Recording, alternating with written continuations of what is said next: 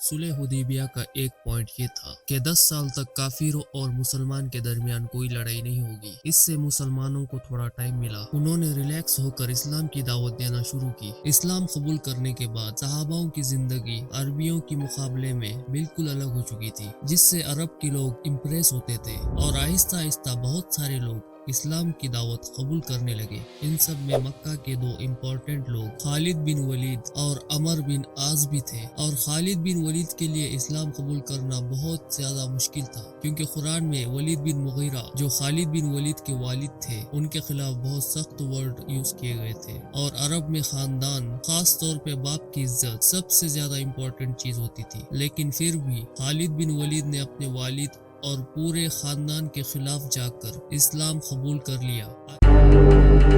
आहिस्ता आहिस्ता इस्लाम फैलता गया और रसूलुल्लाह सल्लल्लाहु अलैहि वसल्लम ने एक एम्बेसडर रोमन एम्पायर की तरफ भेजा। इस एम्बेसडर को गस्तानी किंगडम ने बहुत ही बुरी तरह कत्ल कर दिया। ये गस्तानी किंगडम अरब और रोमन एम्पायर के बिल्कुल बीच में था। ये गस्तानी किंगडम रोमन एम्पायर का एक वेसल स्टेट था। वेसल स्टेट मतलब एक पपिट स्टेट। गस्तानी स्टेट का एम्बेसडर को मारना जंग के ऐलान जैसे था। सिर्फ उस जमाने में नहीं बल्कि आज भी यूएन चैर्टर्स में एम्बेसडर को मारना सबसे बड़े क्राइम में से एक है। रसूलुल्लाह सल्लल्लाहु अलैहि वसल्लम को जब पता चला, उन्होंने फौरन 3000 लोगों की फौज जमा की, रोमन एम्पायर पे हमले का फैसला किया। ये फौज मुसलमानों की सबसे बड़ी फौज थी। इससे पहले मुसलमानों ने इतनी बड़ी फौज कभी जमा नहीं की थी। रोमन एम्पायर इससे कुछ ही अरसा पहले पर्शियन एम्पायर से एक बहुत खतरनाक जंग जीत चुकी थी। रोमन और पर्शियन एम्पायर उस जमाने के दो बड़े सुपर पावर्स थे, जिस तरह आज अमेरिका और चाइना है। और इस जंग में कौन जीतेगा ये कुरान में इस जंग के खत्म होने के पहले ही बता दिया गया था। ये भी बहुत जबरदस्त स्टोरी है, तो सब्सक्राइब। ये रोमन एम्पायर का पीक दौर था। इससे पहले अरबों ने रोमन एम्पायर पे कभी भी हमला नहीं किया था और रोमन एम्पायर से जंग करना बिल्कुल सुइसाइड समझा जाता था। जब अरबों को पता चला सिर्फ 3000 मुसलमान रोमन एम्पायर पे हमला कर रहे हैं, तो उन्होंने बहुत मजाक उड़ाया। कहा कि इन 3000 में से एक भी बंदा जिंदा बचकर वापस नहीं आएगा। रोमन एम्पायर मदीना पे हमला करके मुसलमानों को खत्म कर देगा।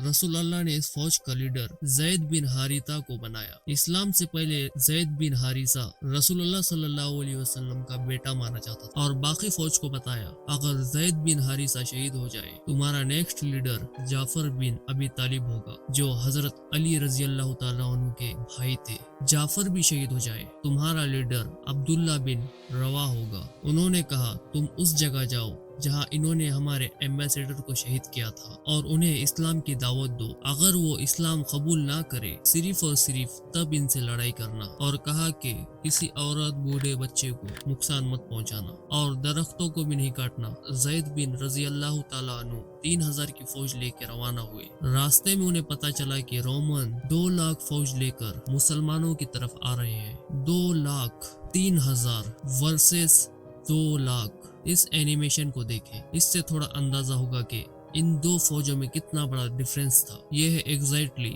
3000 लोगों की फौज और इसके सामने है ये 2 लाख लोगों की फौज।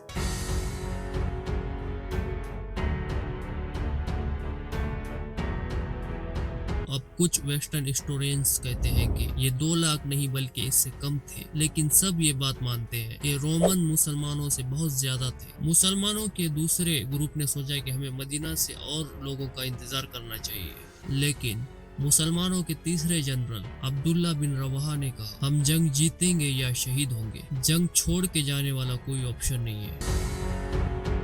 यहाँ मुसलमानों ने एक जबरदस्त प्लान बनाया। ये इस जगह को छोड़कर जहाँ पहले लड़ाई होनी थी पीछे हटे, मोता के इन 2 दरमियान पहाड़ के बीच में रुके। अब इसका क्या फायदा था? फायदा ये था, अगर ये 2 पहाड़ ना होते, मुसलमान 2 लाख रोमन पे हमला करते, रोमन मुसलमानों को चारों तरफ से घेर कर खत्म कर देते।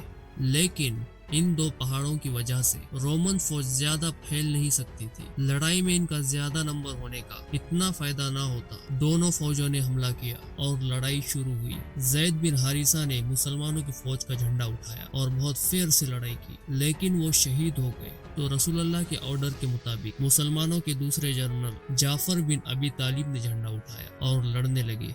लेकिन जिस हाथ में उन्होंने झंडा पकड़ा था वो हाथ कट गया, तो उन्होंने दूसरे हाथ से झंडा उठाया, लेकिन दूसरा हाथ भी कट गया। जाफर रजी अल्लाह ताला अन्हु शहीद हो गए। जंग के बाद इनके जिस्म पर 50 निशान मिले। इन 50 में से एक भी पीठ पर नहीं था, सारे के सारे फ्रंट पे लगे थे। अब ऑर्डर के मुताबिक अब्दुल्ला बिन रवाह नवे जनरल बने। बहुत सख्त लड़ाई के बाद वो भी शहीद हो गए। फिर एक मुसलमान ने झंडा उठाया और जोर जोर से सबको कहने लगा, जल्दी आपस में एक लीडर चूज करो वरना हमारी पूरी फौज बिखर जाएगी। ये जंग मदीना से 1000 किलोमीटर दूर मुता में हो रही थी, लेकिन रसूलुल्लाह ने इस जंग के बारे में मदीना में मुसलमानों को पहले ही बता दिया था कि सबसे पहले जैद ने झंडा उठाया, वो शहीद कर दिए गए हैं। उसके बाद जाफर ने झंडा उठाया और वो भी शहीद कर दिए गए हैं। उसके बाद अब्दुल्ला बिन रवा ने झंडा उठाया और वो भी शहीद कर दिए गए हैं। उसके बाद मुसलमानों ने सैफुल्लाह, अल्लाह की तलवारों में से एक तलवार को